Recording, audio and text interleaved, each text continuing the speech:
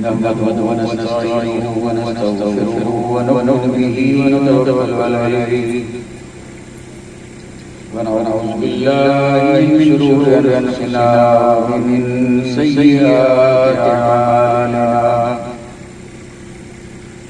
من يهده الله فلا مضل له ومن يضلل فلا هادي له ونشهد أن لا إله إلا الله وحده لا شريك له ونشهد أن سيدنا مولانا محمدا عبده ورسوله أما بعد أعوذ بالله من الشيطان الرجيم بسم الله الرحمن الرحيم ألا إن أولياء الله لا خوف عليهم ولا هم يحزنون الذين آمنوا وكانوا يتقون لهم البشرى في الحياة الدنيا وفي الآخرة لا تبديل لكلمات الله ذلك هو الفوز العظيم آمنت بالله صدق الله مولانا العظيم وصدق رسول النبي الكريم ونحن على قال من الشاهدين والشاكرين والحمد لله رب العالمين كما قال الله تبارك وتعالى في عظمة شان حبيبه إن الله وملائكته يصلون على النبي يا أيها الذين آمنوا صلوا عليه وسلموا تسليما وعلى سيدنا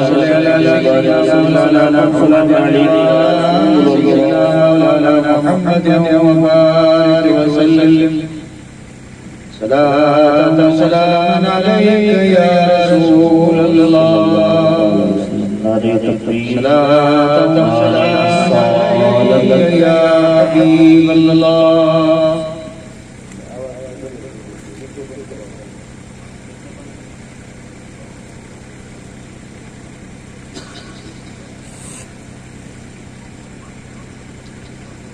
جب عشق سکھاتا ہے آداب خود آگاہی جب عشق سکھاتا ہے آداب خود آگاہی تو کھلتے ہیں غلاموں پر اسرار شہنشاہی دارا رو سکندر سے وہ مرد فقیر اولا دارا رو سکندر سے وہ مرد فقیر اولا وہ جسی فقیری میں بوئے اسد اللہ عطار ہو رومی ہو راضی ہو غزالی ہو عطار ہو رومی ہو راضی ہو غزالی ہو ہاتھ کچھ نہیں آتا بے آہیں سہردائی لائی سے عظیم تقریر واجب الاحترام گرام قدر صدر جلسہ حضرت قبلہ سید علاء بابا و دیگر گرام قدر صاحب زادگان گرام قدر اہل اتحاد محترم مکرم شامل کرام عزت مآب خواتین اسلام آج کی یہ بابرکت کا محفل عرس مبارک کی تقریب صحیح ہے جس میں آپ اور ہم بس عقیدت و احترام شریک ہوئے ہیں. اللہ تبارک و تعالی اپنے حبیب کے صدقے میں ہم سب کی حاضری قبول فرمائے اور اس ذکر خیر کو اللہ تبارک و تعالی سب سے دونوں جہاں کی سعادت دی، نیک بختی اور نجات کا ذریعہ اور سبب بنائے۔ اہل ایمان پر یہ بات بالکل واضح اور روشن ہے، انبیاء علیہ السلام کا ذکر اللہ کی عبادت ہے۔ پروردگار عالم کے محبوب اور مرحوم بندے انبیاء اور مرسلین اگر کوئی ان کا ذکر کرے تو گویا اللہ کی عبادت کر رہا ہے۔ اولیاء کا ذکر گناہوں کی مغفرت کا ذریعہ اور سبب ہے۔ جب کوئی بندہ اللہ کے محبوبوں کا، اولیاء کا ذکر کرتا ہے، اللہ تبارک و تعالی راضی ہو کر ذکر سنانے والے کے گناہ معاف فرما دیتا ہے۔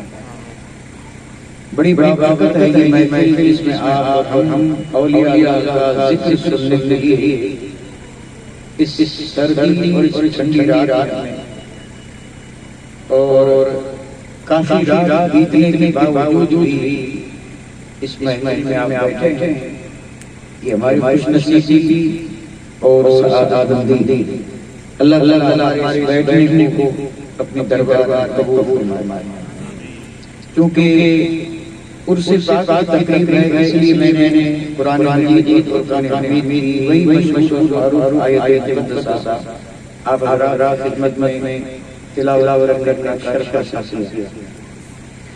لیکن کیونکہ میرا اپنا ایک معمول ہے، میں اپنی گفتگو یا بیان سے پہلے ایک مختصر سی تمہید عرض کیا کرتا ہوں، اور وہ تمہید جو ہوتی ہے وہ صرف اور صرف اس لیے ہوتی ہے تاکہ جو بات ہم سمجھانا چاہتے ہیں یا جو بات عرض کرنا چاہتے ہیں وہ آسانی سے سمجھ میں آئے۔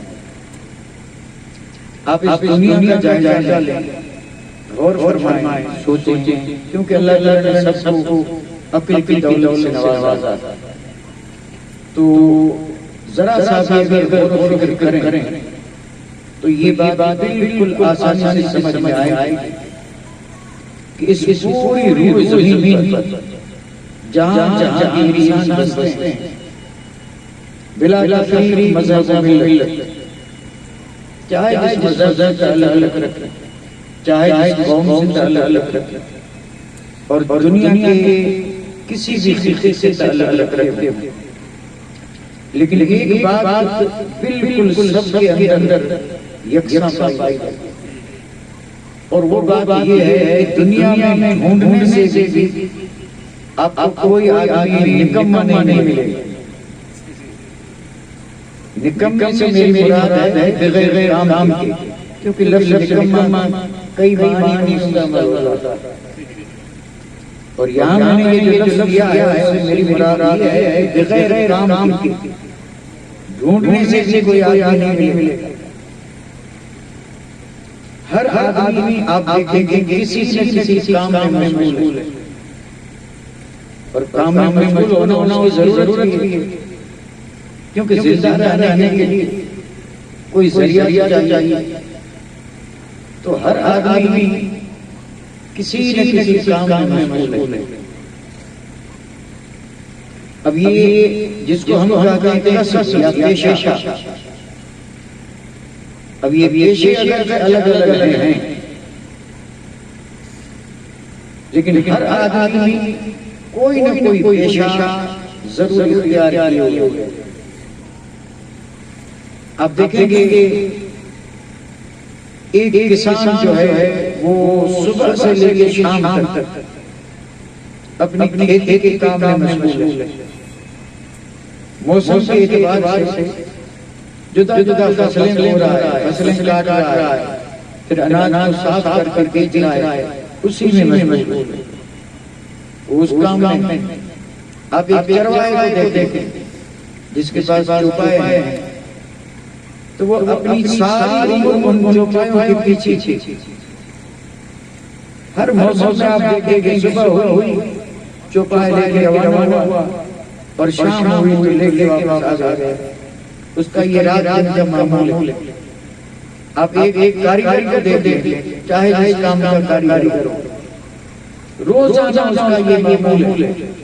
صبح اٹھا, ضرورت سے فارغ ہوا اور لگ گیا, دن بھر کام کرتا رہا, شام کو تھک ہار کر کے گھر آیا, کھایا پیا سو گیا. دوسرے دن پھر وہی کام, دکاندار کو دیکھ بس وہی کا معمول. صبح ہوئی دکان کھول کے بیٹھا, گاہک آئے یا نہ آئے, بکری ہو یا نہ ہو, لیکن دکان کھلی ہے اور یہ بیٹھا ہے. شام تک بیٹھا رہتا, شام کو دکان بند گھر چلا. اب دیکھیے اس طرح یہ جتنے بھی کام اور پیشے ہیں ایک ایک آگا کریں تو یہ بات ختم ہونے والی نہیں ہے. مقصد یہ ہے کہ ہر آدمی کسی نہ کسی کام میں لگا ہوا, کسی نہ کسی کام. آپ بھی ہیں اور ہم بھی, ابھی یہاں الحمدللہ محفل میں بیٹھے ہیں, لیکن جب صبح سورج نکلے گا تو ہر آدمی اپنے اپنے کام پہ لگ جائے. کام سب سے جدا جدا, تو ہر آدمی کسی نہ کسی کام میں لگا ہوا. کام کے بغیر وہی نظر آئے گا جو کپوت ہو, یعنی سپوت آپ کو ایسا نظر نہیں آئے گا جو کام نہ کر. گنے گنے ایسے کپوت نکل آئیں گے جو کام نہ کر. ہر آدمی کسی نہ کسی کام میں لگا. اب میں اس پہ آپ سے ایک سوال پوچھ رہا ہوں, بڑا آسان سوال. یہ دو چار مثالیں جو میں نے دی, اس کے علاوہ بھی بے شمار مثالیں ہیں. ان دو چار مثالوں پر میں سوال کر رہا ہوں. یہ آدمی جو صبح سے شام تک اپنے کھیت میں کام کر رہا ہے اور عمر اس کی سر میں بسر سردی گرمی یہ کام کر رہا ہے, یہ سارا کام کس لیے کر رہا ہے؟ کوئی بیکار تو نہیں ہے, ہر آدمی کام کر رہے ہیں. کس لیے کر رہے ہیں؟ کیا یہ سوال مشکل ہے؟ نہیں, بہت آسان ہے.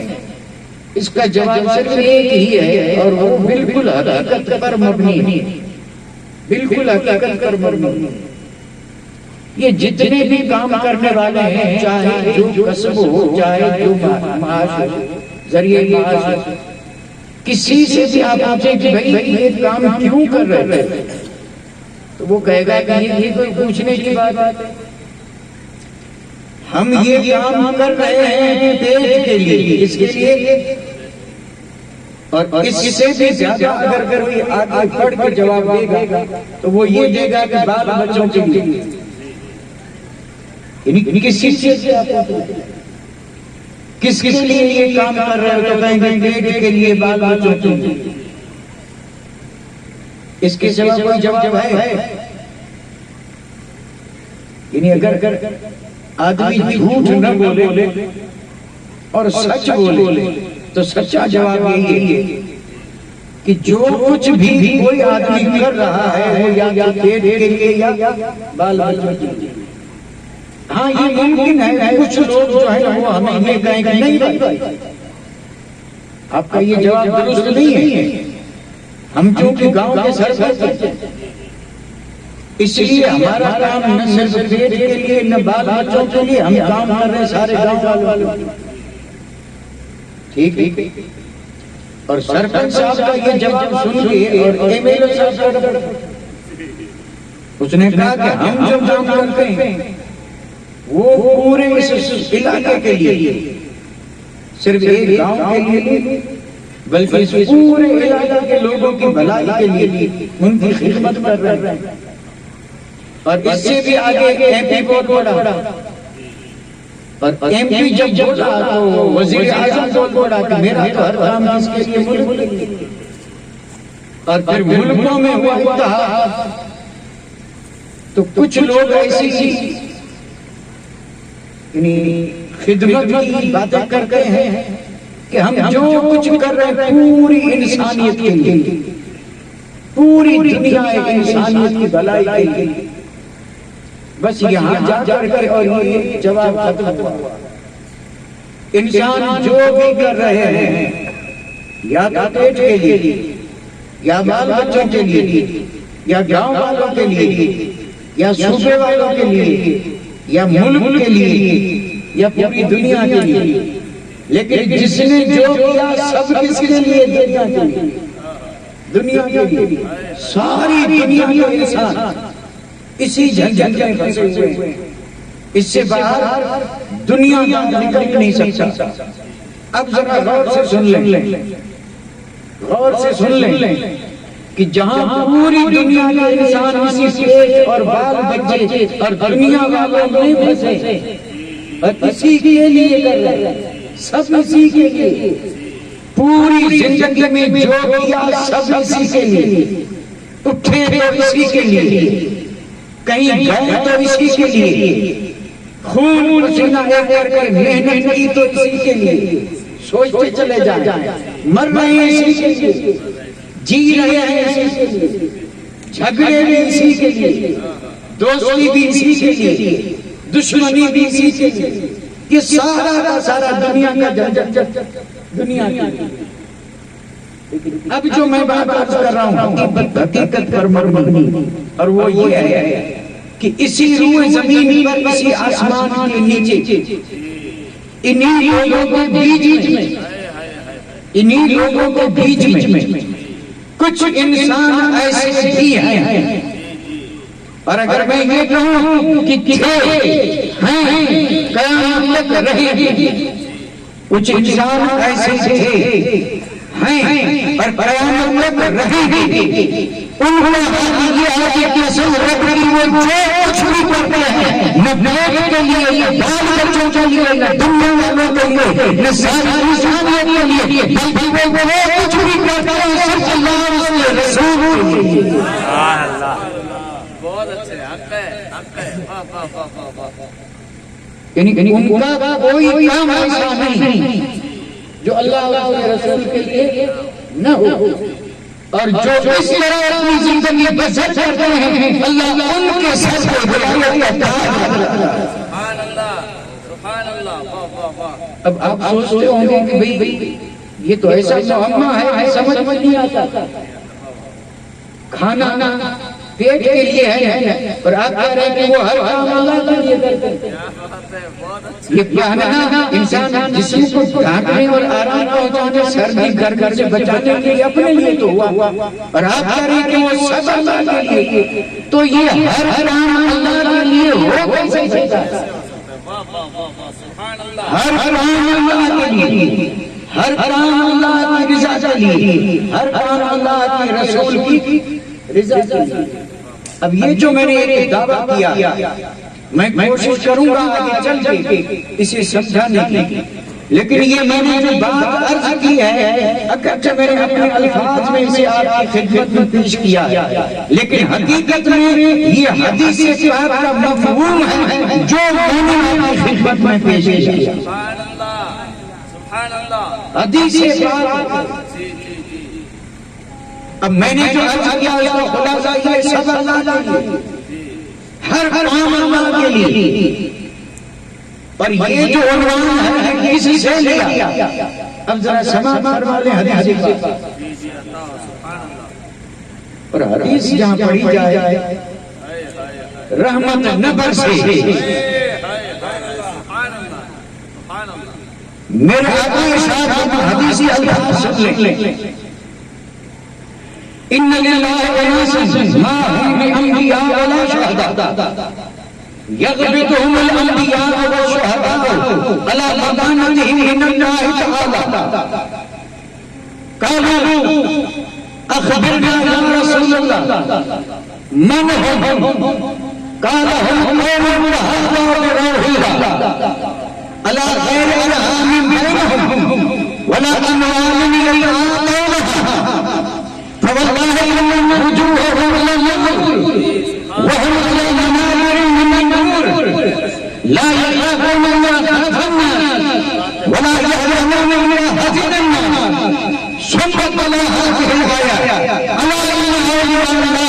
لا خوف علیہم ولا هم يحزنون اللہ او کما قال النبی صلی اللہ تعالی علیہ وسلم.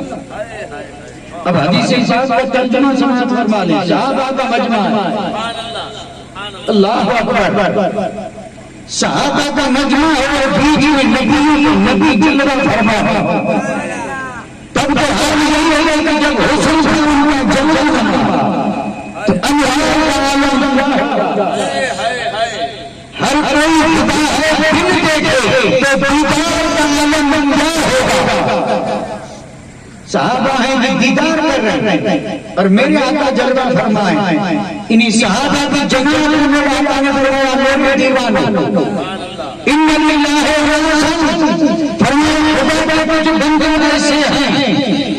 دیکھو لفظ ناس آیا ان للہ وناسا.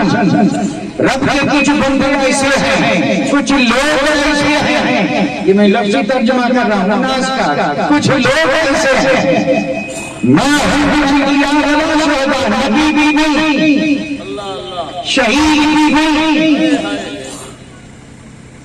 نبی بھی نہیں شہید بھی نہیں.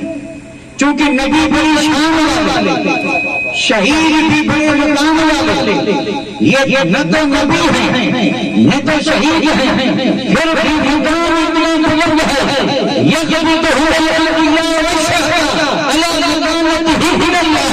رب نے یہ جواب دے گا. رب نے یہ قیامت میں درجہ عطا فرمائے گا. اسے جب انبیاء دیکھیں گے شہید دیکھیں گے. یغبطہم سے مراد یہ ہے کہ انہی آواز بہت تیز ہے. ابھی چونکہ سیچے میں نے تو پہلے کہہ دیا آواز ذرا کم کر دیں گے کو بند کر آواز کم رکھے کیونکہ سننا تو ہمیں ہی ہے. کوئی ہزاروں کا مجمع تو ہے تو جتنے ہم ہیں آواز اتنی رکھی جائے تاکہ کسی کو تکلیف نہ ہو. میرے آقا نے ارشاد فرمایا کچھ لوگ ایسے ہیں کہ اللہ تعالیٰ قیامت میں دل انہیں جو مرتبے عطا فرمائے گا. سبحان اللہ. ان کے مرتبوں کو جب نبی دیکھیں گے شہید دیکھیں گے رشک کریں گے.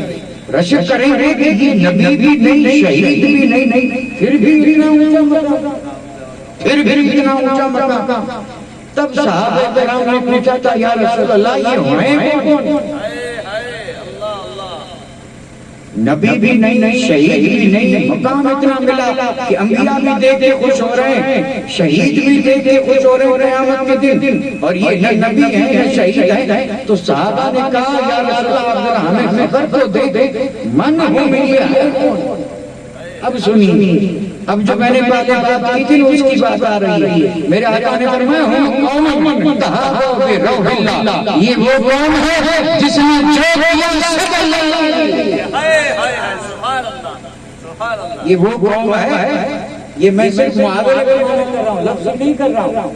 میرے آقا نے فرمایا کہ میرے دیوانوں یہ وہ قوم ہے جس نے جو کیا سب اللہ کے لیے. اگر محبت کی اللہ کے لیے دشمنی کی اللہ کے لیے اللہ غیر ارحام بینہم رشتہ داری کی بنیاد پر نہیں ولا اموال یتعاطونها مالی لین دین کی بنیاد پر نہیں بلکہ ان کا جس سے جو بھی تعلق تھا انہوں نے جو کچھ بھی کیا وہ صرف اللہ کے لیے کیا. اور جب اللہ کے لیے کیا تو اللہ نے انہیں اتنا اونچا مقام دیا.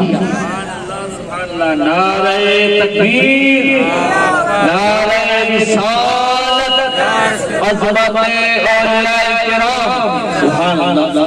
اب یہ اونچا مقام کیا دیا میرے آقا نے فرمایا فواللہ ان وجوہہم لنور. میرے آقا قسم یاد فرما کے فرما رہے قسم رب کی ان کے چہرے 14ویں کے چاند کی طرح چمک رہے ہیں. اور بات آ رہی ہے میدان محشر کی جہاں نبی نبی کا عالم ہوگا.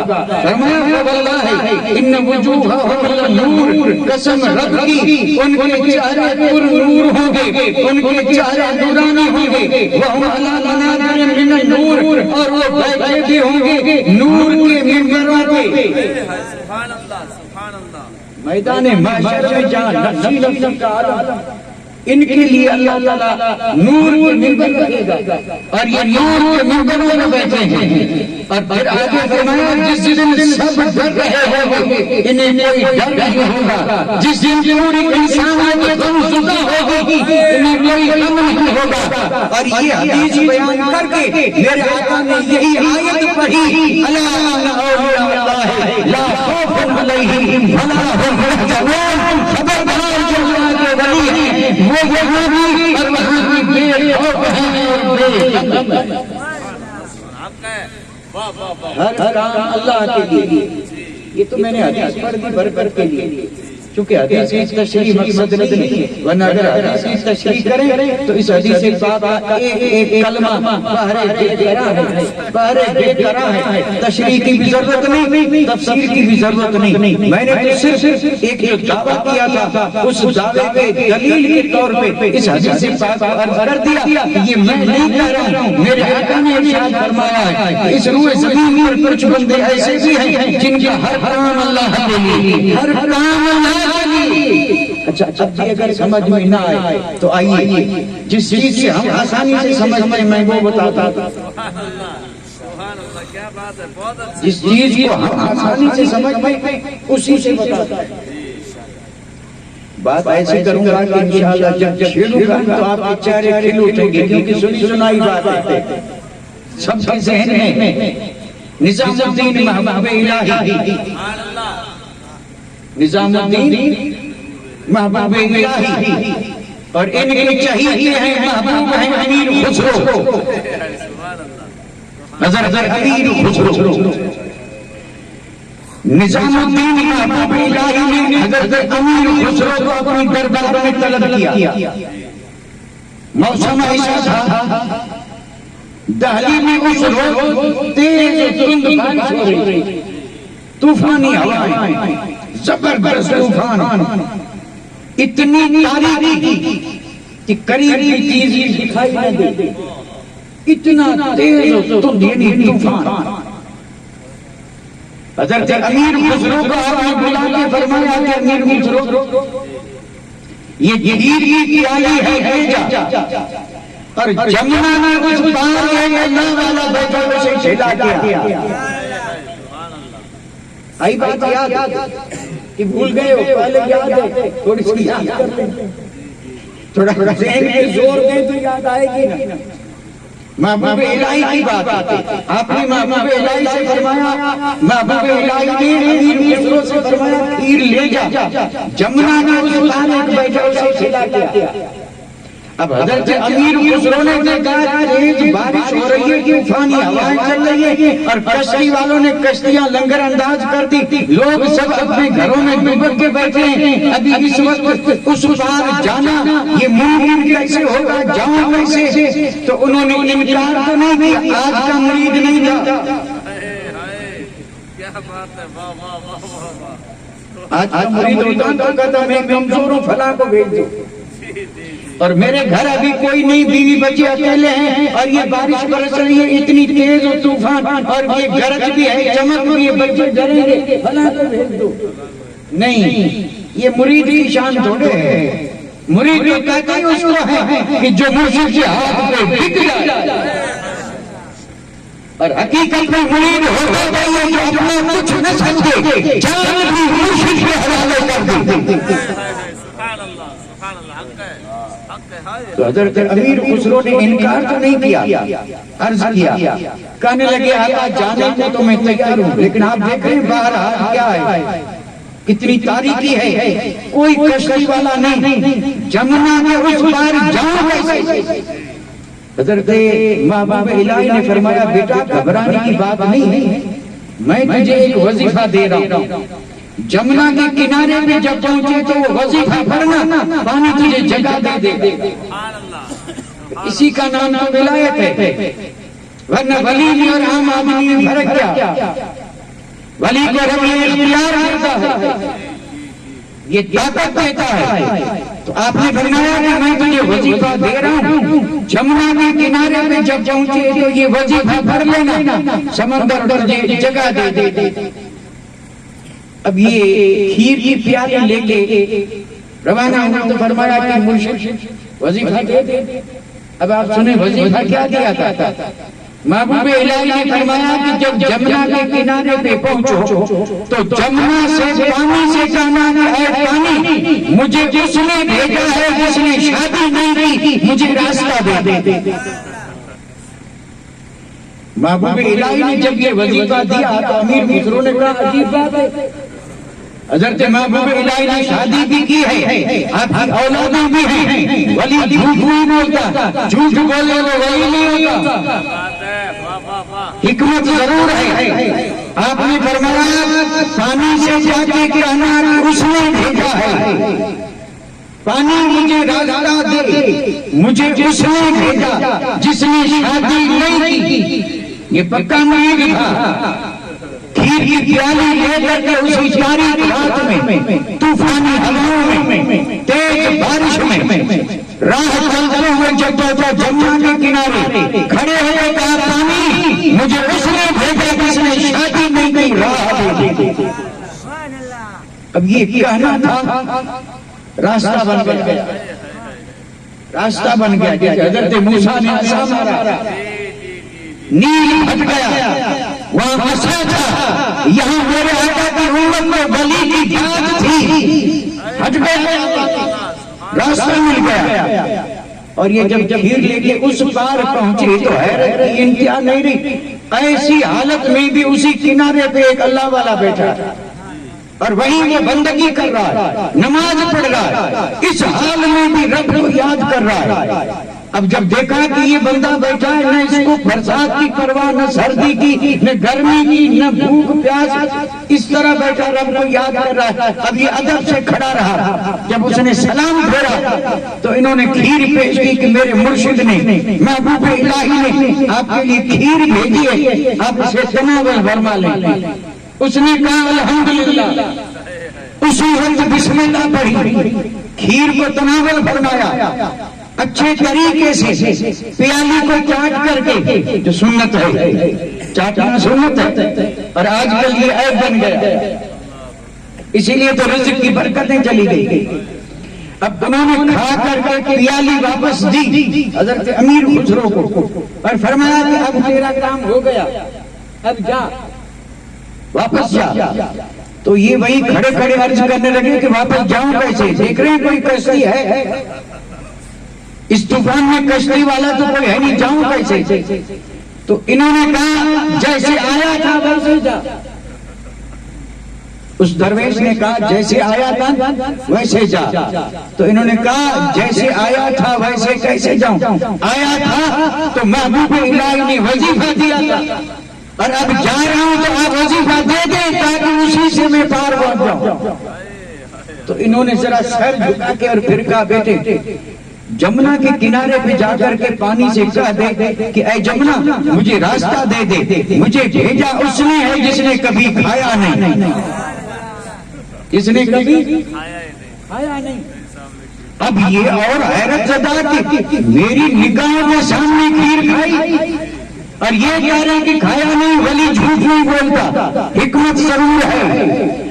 اب جیسے ہی کنارے پہ پہنچے اور جمنا سے کہا جمنا مجھے اس نے بھیجا جس نے کبھی کھایا نہیں، راستہ دے دے. بس یہ کہنا تھا کہ پانی ہٹ گیا، راستہ مل گیا اور اس کے بیچ میں سے سلامت پار پہنچا. اب واپس آیا تو چونکہ رات بیت چکی تھی، یہ اپنے اس عبادت گاہ میں اور محبوب الہی اپنے حجرے میں، نیند کسے آئے.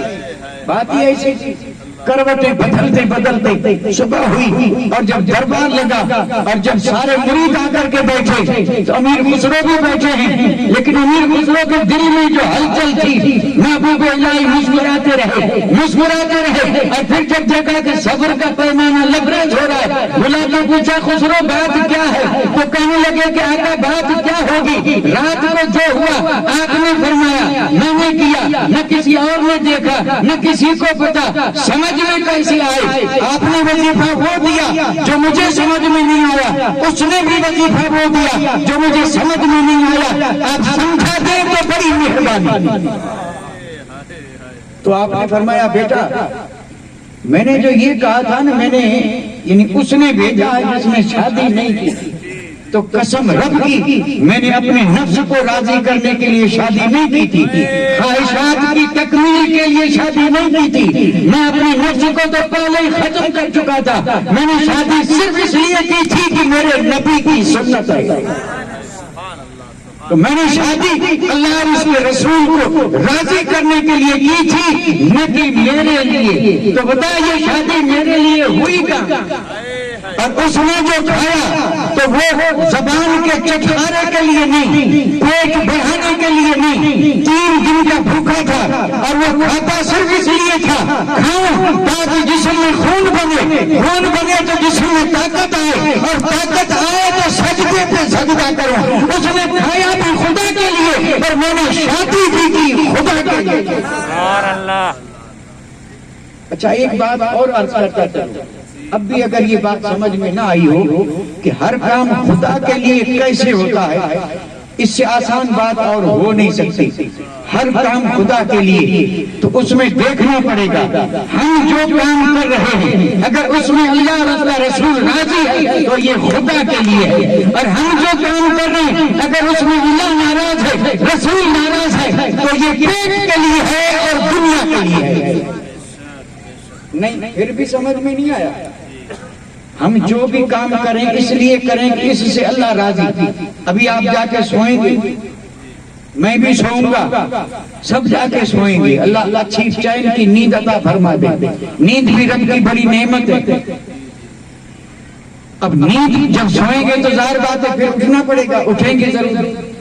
اچھا اب آپ جب اٹھیں تو اس وقت آپ یہ ارادہ کر کے اٹھیں کہ اٹھتے ہی فجر پڑھیں گے، اٹھتے ہی وضو کریں گے، اٹھیں گے تو اس طریقے پہ جو طریقہ مصطفیٰ کا۔ بتائیے اب یہ اٹھنا ہمارے لیے ہوا یا اللہ اور اس کے رسول کو راضی کرنے کے لیے؟ سبحان اللہ سبحان اللہ۔ بھائی ہر کام اس میں دخل ہے نیت کا۔ کس کا؟ نیت کا۔ نیتیں جیسے جیسے سدھرتی جائیں گی عمل بھی سدھرتے جائیں گے۔ امام شافعی کا نام سنا ہوگا، 4 اماموں سے ایک امام ہے امام شافعی رحمت اللہ علیہ۔ آپ کے مرید نے گھر بنایا، گھر بن کر کے جب تیار ہوا تو الحمدللہ آج بھی ہمارے بزرگوں نے جو طریقہ بتایا اس پہ آج بھی عمل ہے ایمان والوں کے پاس۔ جب گھر بن جاتا ہے تو ہم یہ چاہتے ہیں کہ ہمارے مرشد اس میں آئیں اور قدم فرمائیں، آ کر کے دعا فرما دیں، اور جو اس طرح کرتے ہیں انشاءاللہ ان گھروں میں برکت یقیناً بھرتے ہیں۔ ہم لاتے ہیں یا نہیں؟ گھر بنا بھئی تلاش کرتے ہیں کہ کوئی اہل بیت مل جائے، کوئی فاطمہ الزہرا کی اولاد مل جائے، کوئی علی کا لاڈلا مل جائے۔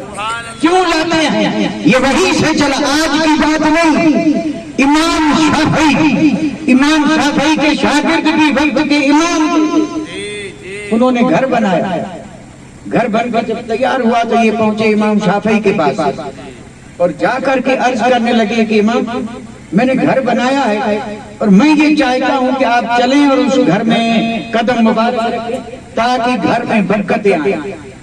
امام شافعی جب گھر میں پہنچے تو ظاہر بات ہے گھر عالیشان بنا تھا، آپ نے معائنہ فرمایا۔ اب چونکہ امام کی نظر جو ہے بہت دور تھی، جان بوجھ کے آپ سوال کر رہے ہیں کہ یہ دروازہ یہاں کیوں، یہ کھڑکی یہاں کیوں؟ اب یہ کوئی سوال تھوڑے ہیں، کیونکہ مقصد کچھ اور تھا۔ دروازے کھڑکیاں یہ وہ پوچھتے پوچھتے جب روشن دان کی بات آئی تو آپ نے فرمایا کہ بھائی یہ کھڑکیاں تو ٹھیک ہے کھلی بند، دروازے بھی آنے جانے کے، یہ جو اوپر تو نے روشن دان رکھے یہ کس لیے؟ تو اس نے کہا کہ یہ اس لیے ہے اگر کھڑکیاں بھی بند رہیں، دروازے بھی بند رہیں تو ان کے ذریعے سے باہر سے تھوڑی تھوڑی روشنی آتی رہے اور تھوڑی تھوڑی ہوا بھی آتی رہے تاکہ اندر گیس نہ بنے اور یہ دونوں فائدے اس سے ملتے رہے، یعنی روشنی بھی آئے اور تھوڑی تھوڑی ہوا بھی آتی رہے، کھڑکی بھی بند ہو پھر بھی روشنی آئے، دروازہ بند ہو پھر بھی تھوڑی ہوا آئے، یہ روشن دان اس لیے ہے۔ امام شافعی نے فرمایا بیٹے بڑی بھول کی ہے تو نے یہ جب رکھی تھی تو نے تو رکھی اس لیے کہ روشنی آئے، تو نے رکھی اس لیے کہ اس میں سے ہوا آئے۔ اگر بناتے وقت نیت یہ کہتا کہ میں اس لیے رکھتا ہوں کہ جب مؤذن اذان پکارے تو اذان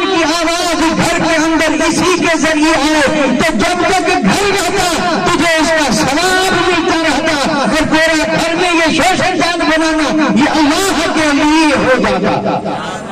سبحان اللہ سبحان اللہ واہ واہ واہ تو یعنی اللہ کے محبوب بندے جو کچھ بھی کرتے ہیں وہ صرف اور صرف کس کے لیے؟ اللہ کے لیے. اور جب یہ صرف اللہ کے لیے کرتے ہیں تو پھر ملتا کیا ہے؟ واہ واہ واہ سبحان اللہ جب ہر کام وہ اللہ کے لیے کرتے ہیں تو بھئی کچھ بدلہ بھی تو ملنا چاہیے. تو میں بدلے میں ایک بات عرض کرنے جا رہا ہوں، ذرا غور سے سماعت فرما لیں.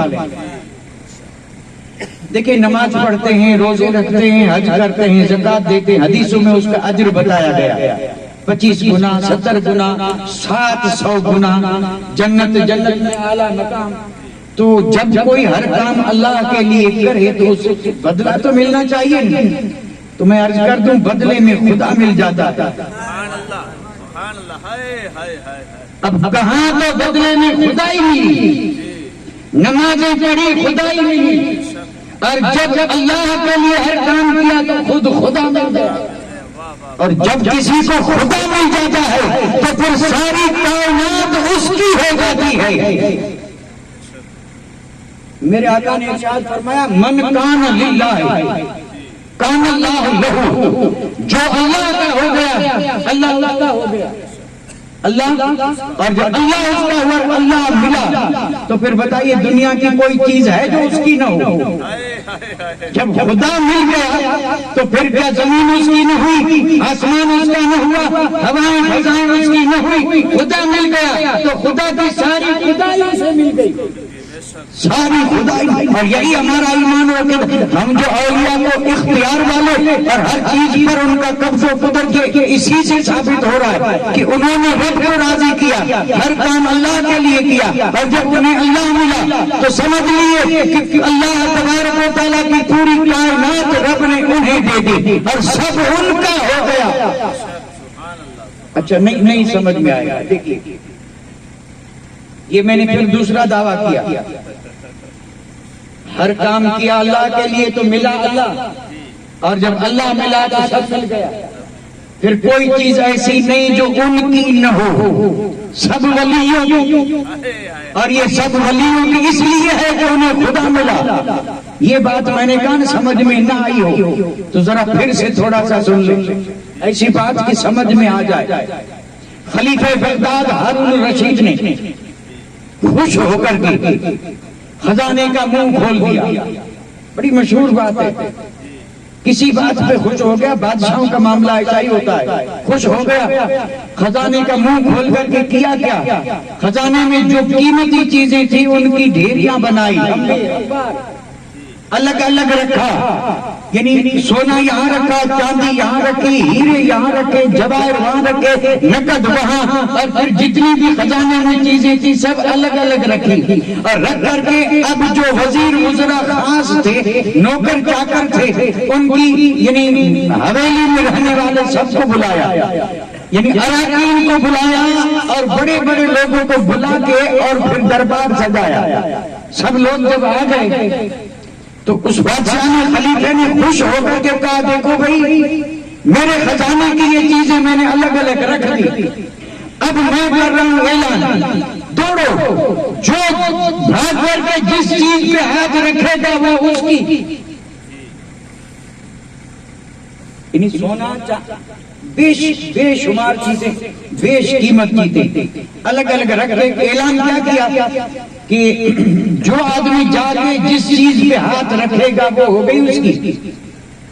کتنا اچھا موقع. اب چونکہ جس کو سونے کی طلب تھی وہ سونے کی طرف دوڑے، ہاتھ تو کسی کا پہنچا ہوگا، پہلے جس کا ہاتھ پہنچا سونا اسی کا. کوئی ہیرے کی طرف، کوئی جواہرات کی طرف. بھگدڑ مچ گئی صاحب، فرنیچروں کی کمی نہیں تھی، لباسوں کی کمی نہیں، ہیرے جواہرات کی کمی نہیں. اور یہ طالب جو تھے اور دنیا کے طالب دوڑے ان چیزوں کی طرف. اسی میں ایک کنیز تھی، ایک لڑکی جسے کہتے ہیں لونڈی. اس نے جب یہ اعلان سنا تو دوڑی نہیں، سوچنے لگی، سوچتے سوچتے دوڑی. لوگوں نے کہا اسے ہوا کیا؟ اس نے دوڑ کر کے خلیفے کے کندھے پہ ہاتھ رکھ دیا. بادشاہ کے کندھے پہ ہاتھ رکھ دیا. اب سب اپنی اپنی پسند کی چیزوں پہ ہاتھ رکھے کھڑے اور اس نے بادشاہ کے کندھے پہ ہاتھ رکھا تو بادشاہ نے کہا کہ کنیز تجھے ہوا کیا؟ کسی نے سونا لیا, کسی نے چاندی, کسی نے ہیرے, کسی نے جواہر, مالا مال ہو گئے اور تو تو عورت ہو کر کے تجھے تو زیورات کی طرف دوڑنا چاہیے اور تو نے آ کے میرے کندھے پہ رکھ دیا. تو بڑی نادان ہے, دانا وہ ہے. لڑکی نے کہا بادشاہ ہوش کی دوا کر, وہ نادان ہے میں دانا. اس نے کہا دانا میں ہوں, یہ نادان ہے. تو انہوں نے کہا کیوں؟ تو اس نے کہا کہ کیونکہ آپ نے وعدہ کیا تھا جو جس چیز پہ ہاتھ رکھے وہ اس کی, سونے والے کو سونا ملا, چاندی نہیں ملی, ہیرے نہیں ملے, جواہر نہیں ملے, صرف چاندی ملی ہے. اور جس نے جس چیز پہ ہاتھ رکھا اس کو وہی چیز ملی ہے. اور آپ نے وعدہ کیا تھا کہ جس پہ میں نے آپ پہ ہاتھ رکھا اب آپ میرے ہیں, اور جب آپ میرے ہیں تو بغداد کی ساری بادشاہی میری ہے. بغداد کی ساری بادشاہی میری ہے. اور پھر یہ چاندی والے جو ہیں ایک دن چاندی ختم ہو جائے گا, انہیں صرف چاندی ملی ہے, سونے والوں کو صرف سونا ملا ہے. اور مجھے جب آپ ملے ہیں تو ظاہر بات کہ آپ میرے ہیں تو آپ کی ہر چیز میری ہے. بلا تمثیل عرض کر رہا ہوں, یہی جو اس کارخانے قدرت میں بالکل مشاہدے کی بات ہے. رب نے زمین کا فرش بچھایا, آسمان کا شامیانہ تانا, انواع اقسام کی نعمتیں بکھیر دی, نعمتوں کی کوئی کمی نہیں ہے. پھر بھیجا انسان کو, اور انسان کو بھیج کر کے رب نے فرمایا جو جس کی طرف دوڑے گا اسی کو وہی ملے گا. تو پھر دوڑنے والے دوڑتے گئے اور مالا مال ہوتے گئے, لیکن کب تک؟ انہی کے بیچ میں سے اس لوگی کی طرف دانا ولی ہے جو دنیا کو چھوڑ کے مولا کی طرف دوڑے, اور جب مولا ملا تو سب انہیں مل گیا. من کان للہ ہے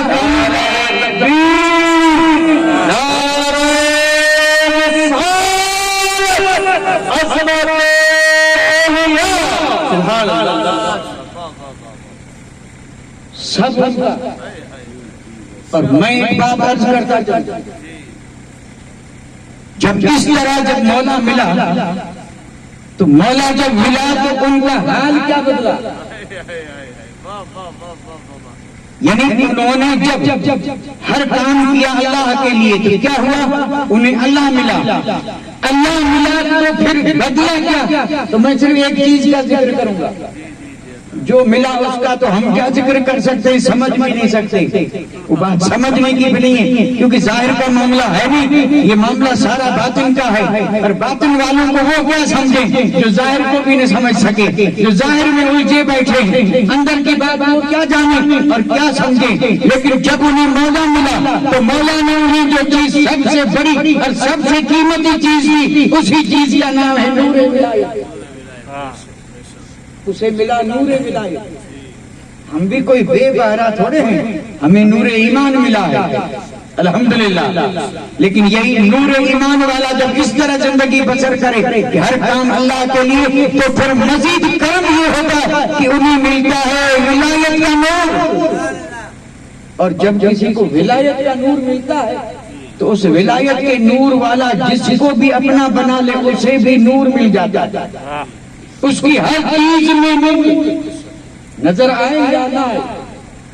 ولی وہ جسے ملا ولایت کا نور, اور جس کے پاس ہوتا ہے ولایت کا نور اللہ اس کی ہر چیز میں دے دیتا ہے نور. اور جب یہ ہوتا ہے نور تبھی تو کہتے ہیں نور اللہ نور, نور مل جاتا ہے. صاحب حد تو یہ ہے حقیقت میں ایسے جو اللہ والے ہیں جنہیں رب نے ولایت کا نور دیا, ان کے گھر اگر کوئی کھانا بھی کھا لے تو اس کھانے میں بھی ہوتا ہے. اور جب وہ نور والا کھانا کوئی کھا لے تو اس کے پیٹ میں بھی بھر جاتا ہے نور. اور جب اندر بھر جاتا ہے نور تو پھر چاروں پر اسے دکھائی دیتا ہے نور ہی نور. اور یہ بات صاحب بڑی پیچیدہ ہے, پیچیدہ. لیکن چونکہ آج میں نے یہ عہد کیا تھا کہ پیچیدہ باتوں کو, ورنہ میں حکایتیں بہت کم کیا کرتا ہوں, آج میں نے 2 حکایتیں بیان کی, یہ کہر توڑ دیا ریکارڈ. 2 حکایتیں. آئیے تیسری حکایت بیان کر کے آپ سے اجازت لوں. ٹھنڈی بہت ہے، اس لیے اللہ قبول کرے بزرگوں کے صدقے میں تو ہماری نجات کے لیے اتنا ہی کافی ہے، چونکہ الحمدللہ ہم اولیاء اللہ کو ماننے والے اللہ ہمیں ان کے ادب کی توفیق عطا فرمائے، اور جتنا بن سکے ادب سے ملتا ہے صاحب، بے ادب محروم کشن فضل رب، اگر فضل تھا بھی بے ادب ہو گئی رب کا فضل اس سے جدا ہو گیا، اور اگر فضل نہیں تھا کسی اللہ والے کا ادب کیا تو اللہ فضل سے مالا مال کر دیتا۔ نور کی بات ہو رہی تھی، امام احمد بن حنبل اور یہ شاگرد ہیں امام شافعی کے۔ امام شافعی رہتے تھے مصر میں، امام احمد بن حنبل اللہ نے ان کو اتنا علم دیا تھا کہ اپنے وقت کے زبردست امام بن گئے، سب سے بڑے امام۔ اب دیکھو یہاں یہ وقت بھی ایسا نہیں کہ میں یا امام کی تشریح کروں، چونکہ ہم امام کہتے ہیں اس کو جو نماز پہ مسلح پہ نماز پڑھائے۔ آج کل امام اگر بولیں تو ہمارا ذہن ادھر ہی جاتا ہے، حقیقت میں امام ایک ایسی ڈگری ہے، ایک ایسا یعنی زبردست مقام ہے کہ جس کو نہ تو میں سمجھا سکتا ہوں اور نہ آپ سمجھ سکتے ہیں۔ امام کسے کہتے ہیں؟ دیکھیں، امام ابو حنیفہ، امام شافعی، امام احمد بن حنبل، امام محمد، یہ چار امام ہیں، یہی تو امام ہیں۔ اب دیکھیں امام احمد بن حنبل شاگرد ہے، شاگرد یعنی طالب علم، ودیارتی، پڑھنے والے۔ پڑھایا کس نے؟ امام شافعی نے۔ اتنے زبردست امام ہو گئے کہ امام شافعی بھی ان کی تعظیم کرنے لگے، استاد کو ناز آنے لگا کہ میرے شاگرد کو رب نے کیا مقام دیا ہے۔ امام احمد بن حنبل نے ایک قاصد بھیجا مصر میں اپنے استاد کے پاس، امام شافعی سے اجازت مانگی کہ استاد اگر آپ اجازت دیں تو میں آپ کے لیے مہمان بن کے مصر آؤں۔ امام شافعی کو جب یہ خط ملا بڑے خوش ہوئے، فرمایا وقت کا امام اگرچہ میرا شاگرد ہے لیکن وقت کا امام آ رہا میرا مہمان بن کے، تو بڑے خوش ہوئے۔ واپس جواب میں لکھا کہ مرحبا، آپ جتنا ہو سکے جلدی آئیں۔ مدینہ پاک سے امام احمد بن حنبل چلے جا رہے مصر۔ مصر میں جو گورنر تھا حاکم مصر، اسے پتہ چلا، امام شافعی کے پاس آ کے کہنے لگا کہ امام آپ کے شاگرد بڑے امام آ رہے ہیں، مہربانی فرما کر کے اجازت دیں ان کی دعوت میں کرو۔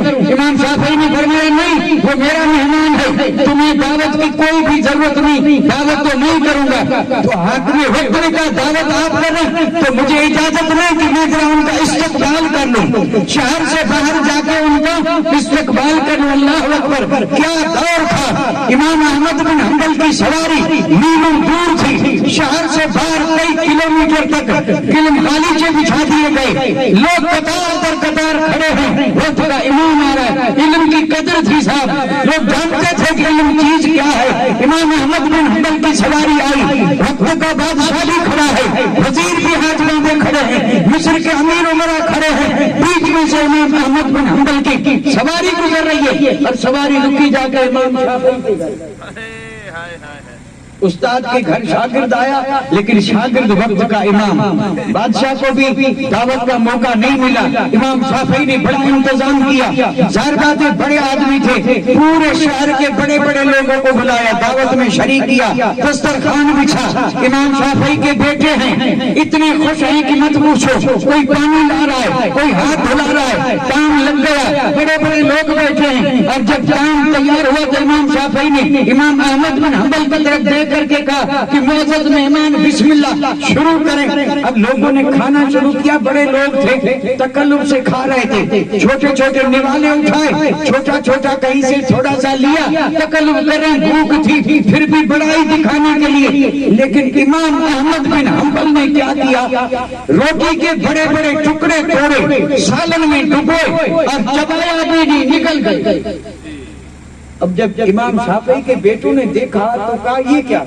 انہوں نے تو یہ مصر کے بڑے بڑے لوگوں کے سامنے ہمیں رسوا کر دیا، جتنا اتنا بڑا امام اور اسے کھانے کا بھی سلیقہ نہیں آتا، یہ بڑے بڑے ٹکڑے توڑ کے اور ایسے کھا رہا جیسے کوئی پاگل کھا رہا. ٹھیک ہے، بڑے پریشان ہوئے، کئی تشویش جاگی، لوگ کھانا کھا کر کے چلے گئے. بیٹے آئے امام شافعی کے پاس، فرمایا آپ نے کہا تھا نا بڑے امام آ رہے ہیں، دیکھا کھانا کیسے کھا رہے تھے، یہ بڑے امام ہیں، بڑے لوگوں کے سامنے ہمیں تو گردن جھکانی پڑی جنہیں کھانے کا بھی سلیقہ نہیں، اور آپ کہہ رہے ہیں کہ یہ وقت کے بڑے امام ہیں. امام شافعی نے کوئی جواب نہیں دیا. کہا بیٹا دیکھ تو میں بھی رہا تھا لیکن کیا کریں.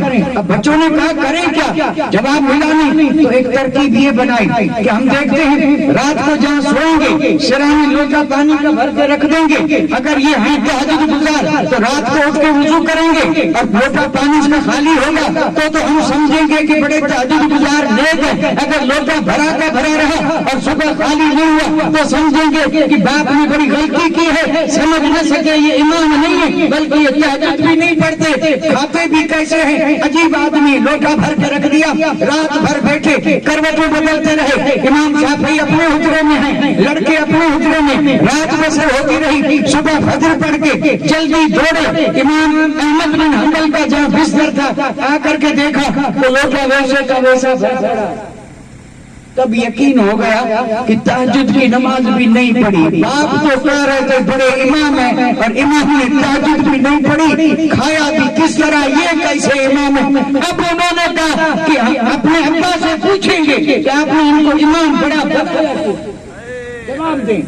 گئے امام شافعی کے پاس، کہنے لگے ابا رات کو اس نے تہجد بھی نہیں پڑھی، لوٹا بھرا کا بھرا پڑا تھا، رات کو پاگلوں کی طرح کھا رہا تھا، بڑے بڑے لقمے جلدی جلدی کھا رہا تھا. لوگ بھی دیکھ کر کے حیران تھے، پوچھا کسی نے نہیں کیونکہ معاملہ بے ایمان کا تھا. اب جب لڑکوں نے زیادہ پریشان کیا تو امام شافعی آئے اور آ کر کے کہا احمد بن حنبل، چونکہ اس شاگرد تھے، انہوں نے کہا حکم. تو آپ نے فرمایا کہ بھائی بچوں نے مجھے پریشان کیا، مہمان ہے اس لیے رات کو نہیں پوچھا، لیکن ایک رشتہ یہ بھی ہے کہ میں استاد ہوں اور آپ شاگرد ہیں، ذرا ان بچوں پر یہ راز تو کھول دیں کہ آپ نے ایسے آپ بنے جب ہیں، پڑھتے تھے تو تہجد گزار تھے اور آج تہجد چھوڑ دی اور رات کو کیسے کھا رہے تھے، ہوا کیا. اللہ اکبر. آپ سیرت کی کتابیں اٹھا کر دیکھیں، امام احمد بن حنبل کی مقدس آنکھ سے آنسو بہنے لگے. فرمایا امام راز کی بات تھی لیکن بچے ضد کر رہے ہیں تو سن لیں. میں نے جب آپ کے دستر پہ بیٹھ کے اور جب بسم اللہ پڑھی تو قسم رب کی آسمان سے آپ کے بستر پہ دستر پہ نور برس رہا تھا. آپ کی روٹیاں نہیں تھی، ان روٹیوں میں نور نظر آیا. اس لیے میں نے سوچا زندگی میں پھر یہ موقع ملے نہ ملے، جتنا ہو سکے زیادہ دل کو پیٹ کو نور سے بھر لوں.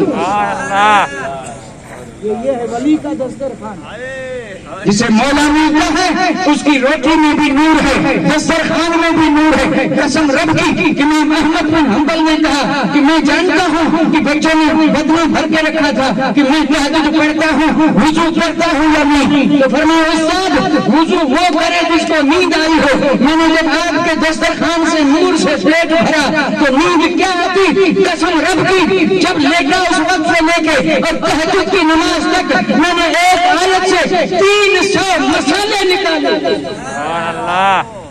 ہر آدمی سمجھ نہیں سکتا. ہم کیا جانے مسئلے کیا ہوتے ہیں، استنباط کیا ہوتا ہے، احکام الہیہ کیسے نکلتے ہیں، علم والوں کی باتیں ہیں. امام احمد بن حنبل جیسا امام شافعی کے دسترخوان سے کھائے تو ایک لقمے میں وہ نور ہے، ایک آیت سے رات بھر 300 مسئلے نکال دیے. یہ ملا جو اللہ کے لیے سب کرتے ہیں انہیں اللہ ملتا ہے، اور جب اللہ ملتا ہے تو ولی بنتے ہیں، اور جب ولی بنتے ہیں تو نور ملتا ہے، اور جب نور ملتا ہے تو جدھر بڑھتے ہیں نور ہی نور نظر آتا ہے. یہاں تک ان کے گھر کے کھانے میں بھی نور ہے، ان کی نظر میں بھی نور ہے، ان کی زبان میں بھی نور ہے، ان کے قدم میں بھی نور ہے. جہاں قدم رکھنا اندھیرے چھٹ جائیں اور نور ہی نور بکھر جائے. وما علینا الا البلاغ واخر دعوانا الحمد للہ رب العالمین.